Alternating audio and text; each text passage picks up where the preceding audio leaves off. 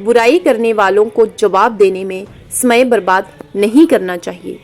किसी गांव में एक संत का आगमन हुआ। संत बहुत ही सरल स्वभाव के थे। उनके पास आने वाले लोगों को वो ज्ञान की बातें बताते थे। इस कारण गांव में उनकी ख्याति काफी फैल गई थी। संत की प्रसिद्धि देखकर एक पंडित उनसे घृणा करने लगा। पंडित को डर था कि अगर संत के पास सभी लोग जाने लगेंगे तो उसका धंधा चौपट हो जाएगा। इसलिए पंडित ने गांव में संत के लिए गलत बातें फैलाना शुरू कर दी।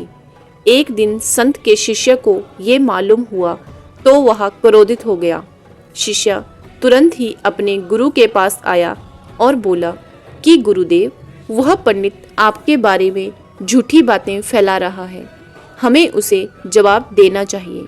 संत ने कहा कि तुम गुस्सा ना करो, क्योंकि अगर उसे जवाब देंगे तो क्या ये बातें फैलना बंद हो जाएंगी?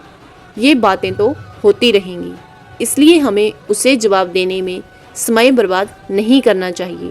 संत ने शिष्य को समझाया कि जब हाथी चलता है तो कुत्ते भौंकते ही हैं। अगर हाथी उन कुत्तों से लड़ने लगेगा तो उसका ही कद छोटा हो जाएगा, वह कुत्तों के समान समझा जाएगा। इसलिए हाथी कुत्तों के भौंकने पर ध्यान नहीं देता, वह आराम से अपने रास्ते चलते रहता है।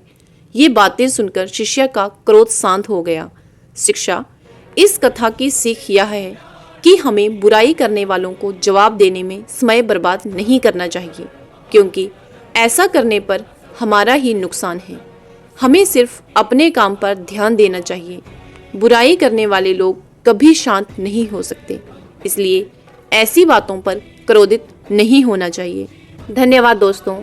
आशा करती हूँ संत की इन बातों को आप अपनी ज़िंदगी में ज़रूर अपनाएंगे। धन्यवाद।